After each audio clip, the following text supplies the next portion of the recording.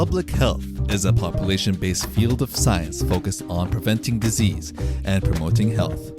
Every week, we will be engaging in interactive discussions and analyses of the latest public health issues affecting you and your communities all around the world.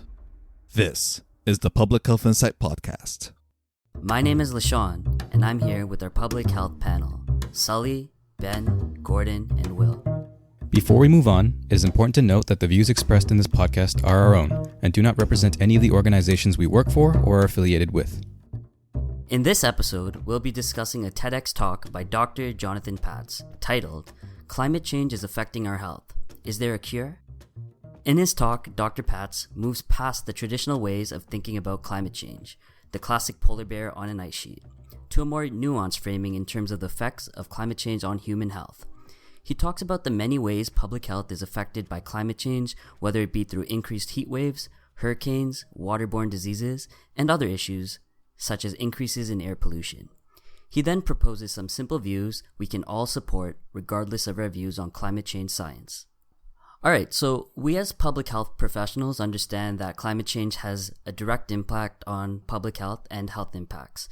So let's talk about some of these examples. Well, the first one that comes to mind is with climate change comes increases or decreases in temperatures. And we know that extreme heat or extreme cold can directly affect an individual's state of health. And oftentimes this affects people of lower SES or older individuals, people who are already living in vulnerable settings, and just a whole whackload of health implications come out of this.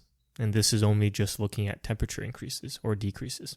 Yeah, so from my experience, living in Jamaica, we tend to get a lot of severe storms like hurricanes. And as we've, in the video by the TEDx talk by Dr. Jonathan Patz, he talked about how the warming of the atmosphere is directly related to the strength of these tropical storms. And as storms get stronger, they can cause more damage, not only to low-income countries, but as we've been seeing, more tropical storms getting into the mainlands of the United States. So that's from my personal experience.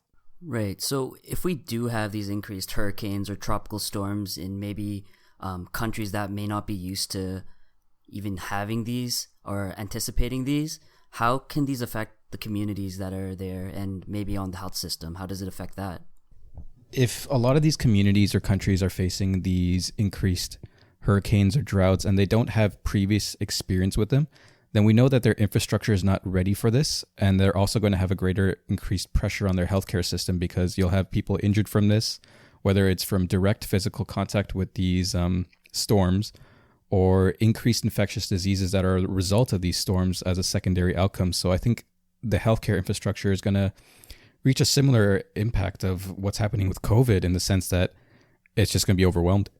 Right, and he was even talking about how increased flooding can cause mixtures with drained sewers, and it will cause a higher spread of infectious diseases in like water systems and stuff like that, which can really impact the health of the community and get everyone sick as well.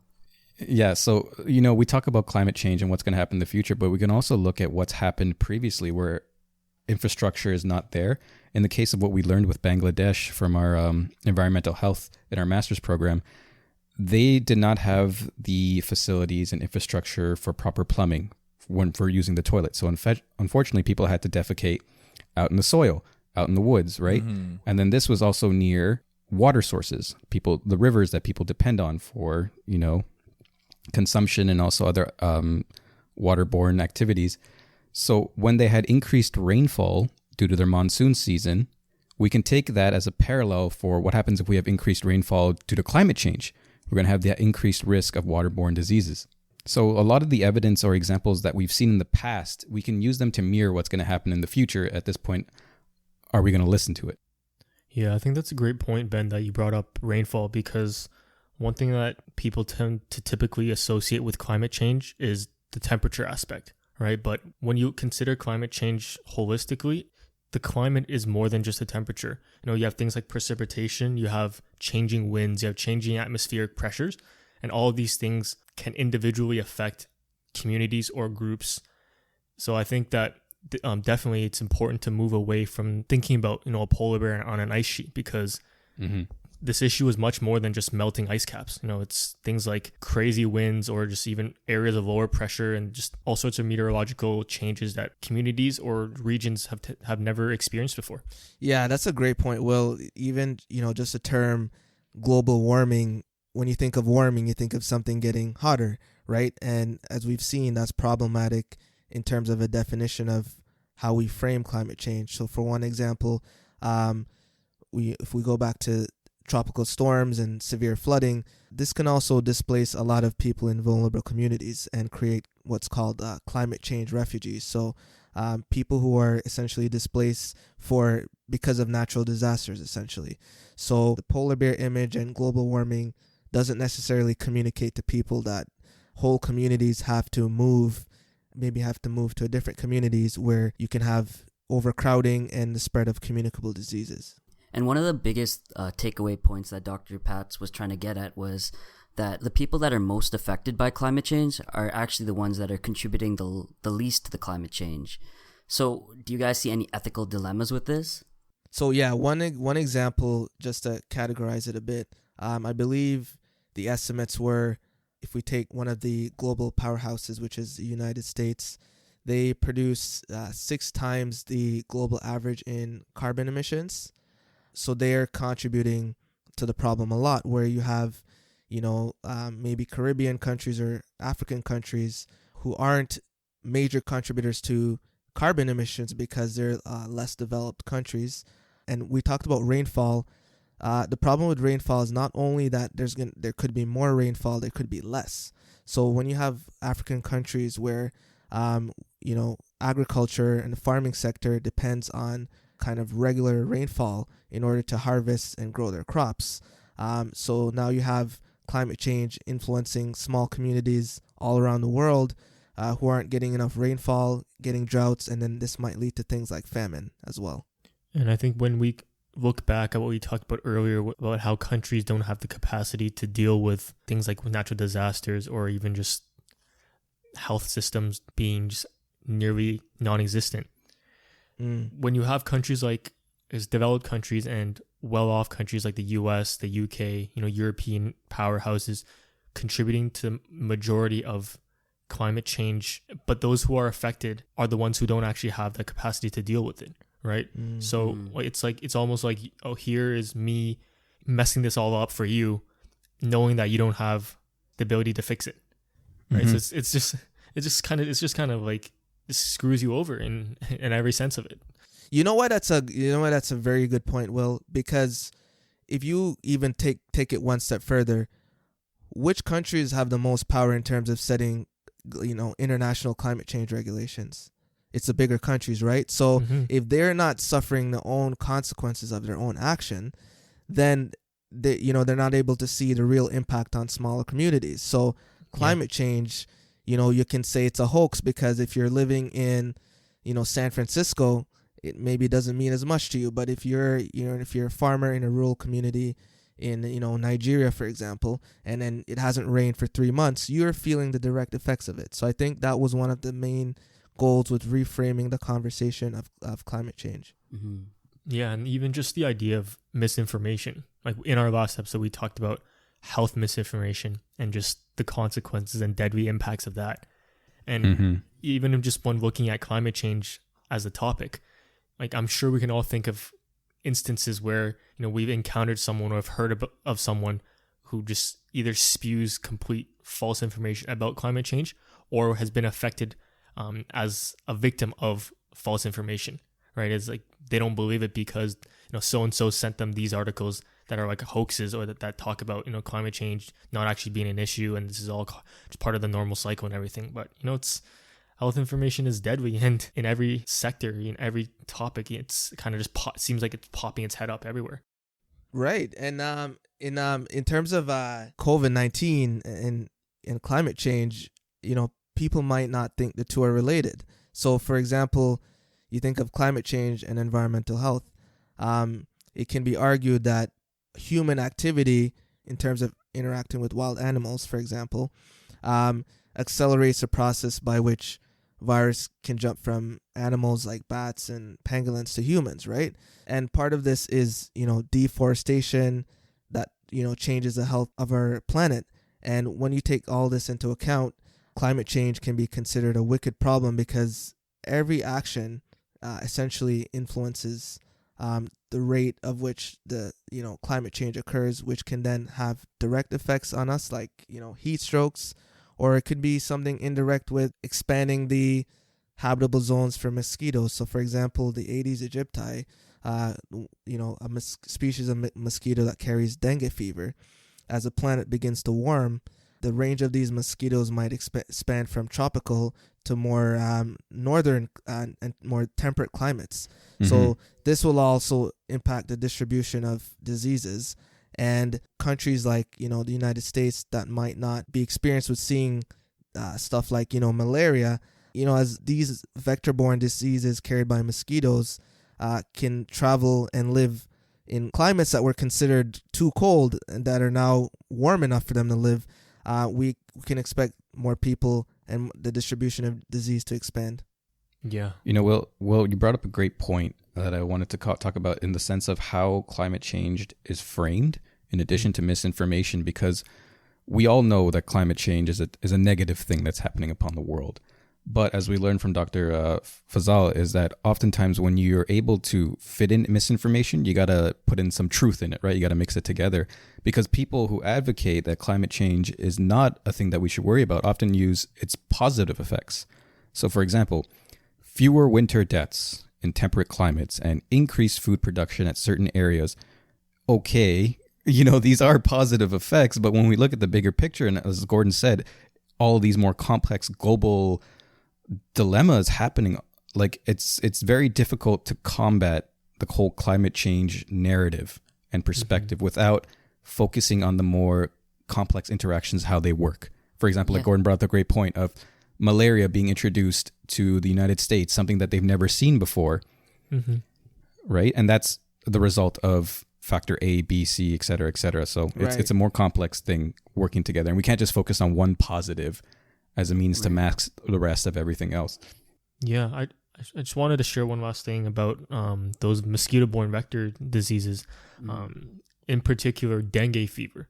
In a lot of my work, I've been exposed to just how the range of dengue has increased, not even like northward, but more like altitude-wise.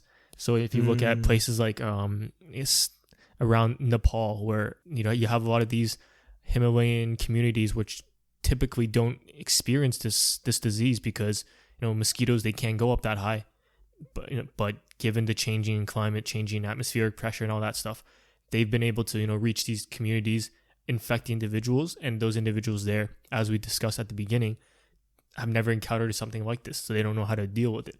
Similar thing is happening in South America, in like the Andes, where you have a lot of remote communities up in the mountains who have never experienced this, are being exposed to this because these mosquitoes are traveling higher in altitude. It's crazy. Very crazy. Yeah, this actually brings me back to some of my previous experience working in Thailand. I had the opportunity to go in some of the rural communities up in Thailand, and what I went there for was to see some of the farms. So a lot of these farms are very tight-knit with many other farms in the different provinces in Thailand. And one of their biggest concerns, and they figured that this would be a very important thing to deal with right now rather than later, was the issue of climate change. So what they do every month or so is farmers from each of the provinces in Thailand get together and have some sort of mini conference. And I was lucky enough to be invited as one of the guests to speak at one of these conferences. And it's very interesting. What they're doing is they're creating some sort of coalition between all these farmers in these different provinces to ensure that they work together and share different sustainable technologies that will help them kind of mitigate the effects of climate change. So I think having these kind of discussions and, first of all, identifying it as a priority is going to be very important. So I'm glad that they were doing that. Yeah, for sure. And I want to talk about one last point before maybe we can move on to a next theme, but it's the idea of increase in ocean temperatures and just all of the effects of that. In terms of marine biolife? Sure, but even just if you take that a step further in terms of human health, right? If you have, whole fisheries, areas where typically, we're had a lot of fish, had a lot of marine wildlife species that were able to kind of support an ecosystem and increase in ocean temperature. If those zones get killed off, you're affecting individuals' way of life. People who typically rely on fishing and for to make their living, they'll be affected. You have things like the whole sectors of the economy, like fisheries, and all the people who are directly and even indirectly employed in that sector, they'll all be affected. And then another point would be even just tourism, right? You have things like coral reefs that we hear about being bleached. And you have nations who depend on tourism and people coming to see these majestic organisms in their natural habitats. If they're not there, no one's gonna come, kind of thing, right? It's just unfortunate, very very sad topic for sure. Definitely. Yeah. So I think climate change, because there's so many components to it, it can almost be a little bit overwhelming to think about where you start to address climate change. So for one thing, we could probably address as a subset or one element that influences climate change is air pollution. So, air pollution is linked to approximately 7 million deaths per year, right? So, and one of the problems with air pollution is, as we've discussed today, usually it's higher income countries that are responsible for the largest or the greater proportion of the global carbon footprint. And then, lower and middle income countries are left with the blunt of the effects. So, if you're in a bubble, for example, like a city, there's a lot of things that cities can do to help reduce their carbon footprint for their country. And sustainable cities is, I know, something that Will is very interested in, and how that influences air pollution and the need to transition to green energy. Yeah, for sure. I think just the way we think about cities and just the movement of people within cities and between cities needs to be re-examined as the planet and as us as a human society move towards a more sustainable future. Because let's just take North America for example. Our reliance on family and individual vehicles over things like public transit is a significant factor that impacts climate change and just air pollution. And it's not even that people are choosing it's not to take these public transportation. It's because I think, frankly, they're just so poorly planned and so inefficient that people don't have a choice. It's like if I want to get from point A to point B, if I drive, sure, it'll take me 5 minutes, 10 minutes. If I take the bus, it'll take me half an hour. Right? Yeah. It's like, and like, everyone has life, things that happen in life. If I'm kind of there thinking about if I want to wait 40 minutes to take the bus or if I want to just get to work in 10 minutes, obviously I'm going to take the 10 minutes because it frees up time and it's more time efficient. Also, what we have to do is we have to keep industry accountable, because we talked a lot about like cities and what we can do as individuals and public transit and stuff. But I don't think the blame should solely be on individuals, because if we look at example what happened with Volkswagen in 2015, I don't know if you guys know, but they had basically a huge scandal where they violated the Clean Air Act, and the United States Environmental Protection Agency was able to figure them out. So high level, quick explanation, they said that your emissions from your muffler or whatever have to be beyond a certain level. And there's the standardized tests. They were able to fake the test. So they were considered to be clean cars, quotation marks. But in reality, they were emitting as much pollutants as before. Right? And then here we have policy, we have laws and regulations, and you think that they should all protect us, but we still have industries violating these for the sake of profit. We have to look at how do we make clean air profitable at this point, which is a sad way of framing it.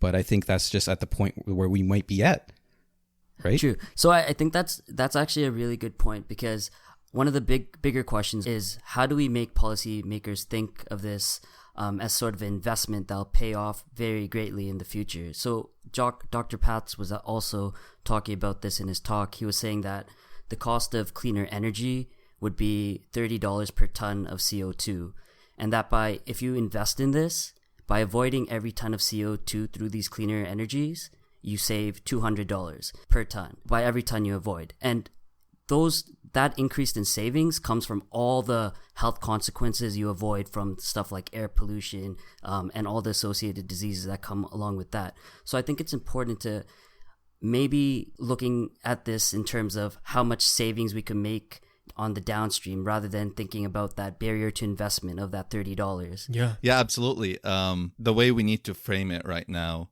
it needs to be a more direct link between our health and, economic savings related to climate change.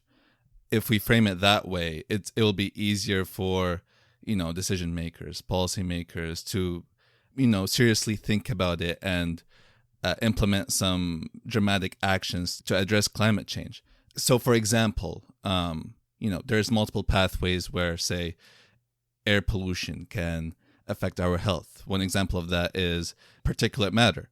So it's directly affecting, people's respiratory health, Right. and that is directly contributing to the economic, or the costs that are impeding our health system. Right. So when policymakers begin thinking about it this way, cost savings and improved healthcare, then noticeable action will be implemented. So one of the barriers that I see being there, kind of blocking the transition towards cleaner and renewable energies, it seems like it's something that I see just in the whole. Every time there's a new piece of tech, a new innovation, it's just a hesitancy to jump onto it, right? And I think one way to tackle that would probably be through increased research and development, increased exposure, so that this product, or even just this sector, can become more accessible for the general public. Because if we even just look at electric cars and go back 10 years ago, if you were to say, I can drive a car that's fully run by a battery that I can charge in my garage, like what Tesla's doing, people would look at you and be like, you're crazy. There's no way. We're all about the diesel, about the just regular petrol, right? But I think it's with the constant evolution and changing and innovation and just research and development that they've driven the price low enough that even people in the general public can realize, this is something that I could potentially see myself using, and not just something for the super elite or the super techie people. And that's even when you think about it, it just came to my mind. When you think about it, even the process of acquiring, I guess, quote unquote, dirty energy is harmful for the environment. So it's not only burning fossil fuels that's contributing to climate change. It's the process of actually getting it, processing it before it even gets to, the pump where you can, use it for gas. So the whole process contributes to climate change. And at every stage, there's essentially an opportunity to minimize the global carbon footprint. So I want to go back to the transportation, the unintended consequences of the way cities are built and the accessibility to motorized vehicles. So our over dependence on these motorized vehicles increases the likelihood that you'll live a sedentary lifestyle. So you'll become less active than before. And I can speak to this myself. For the longest, I wasn't a car owner till I turned 30, which was very recently. And before that, I would walk everywhere. And even though I didn't go to the gym, I was in pretty good shape. And I find that now that I have a car, I don't walk anywhere. Even my local drugstore is about 1 kilometer away from me. So a 9-minute walk. I drive there and back. So even at a personal level, I'm seeing while my carbon footprint might be insignificant, if there's a lot of people in my shoes doing the same thing, this is going to impact my health down the road. By being physically inactive, you're more likely to die prematurely from complications of cardiovascular disease, hypertension, and simultaneously you're contributing to climate change. So something simple as walking more when you're able to. I understand a lot of people aren't able to walk or go certain distances. It's benefiting your own health as well as the environment. So that's part of the whole framing or reshaping the conversation on climate change, that what you're doing for your own self also helps the environment out a lot. Yeah, I just want to share a bit about kind of just this idea of walkability in terms of the urban landscape, right? This is a topic I'm very passionate about. So if you look back in history and realize that when did cities start moving away from more walkable, I guess, city plans to what we have now with like kind of the sprawl and the need for a vehicle.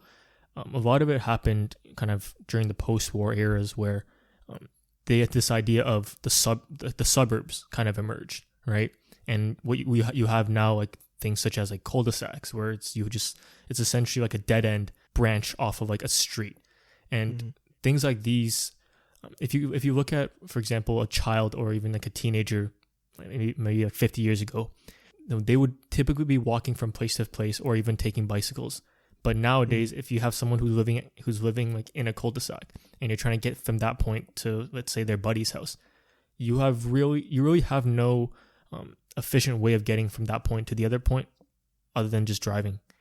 And I think I don't know if it's something that a lot of city planners or cities are beginning to realize, because from my personal experience, at least in Canada, you do see that cities are continuing to sprawl out more outwards and just continuing to have these just your cookie cutter houses in like a row in like a new subdivision, and the only way to get from there to your nearest grocery store or the nearest school is by driving, right?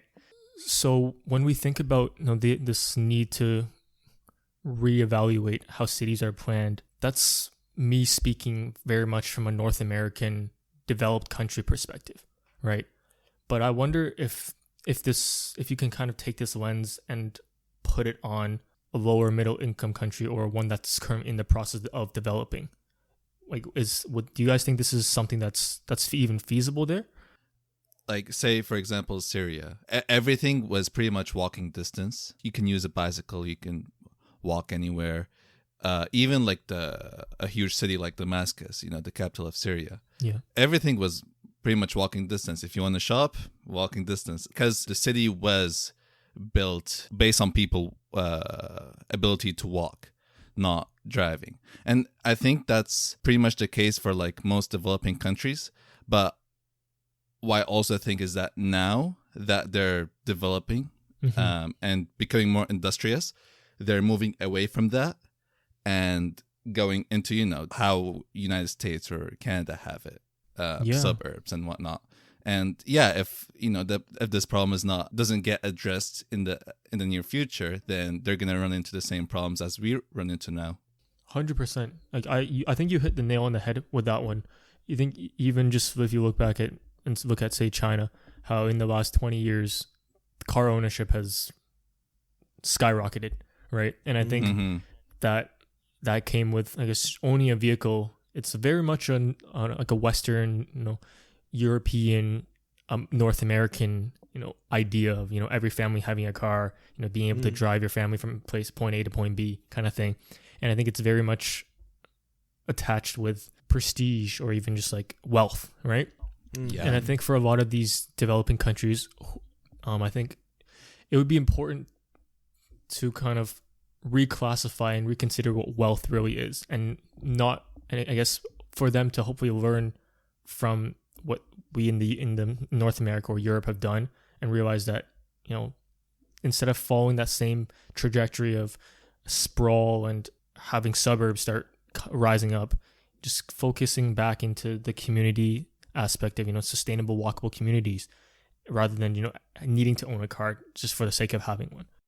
As we have seen from our discussion, climate change and public health are intimately related. We see that climate change will lead to direct implications regarding the transmission of certain diseases, pollution, food security, and environmental refugees, among others. Global warming has been synonymous with polar bears and melting ice caps. In our discussion, we talked about some of the ways we can reframe the narrative in order to start thinking about climate change in terms of being a threat to human and ecosystem health. We also mentioned some of the potential unintended consequences associated with this.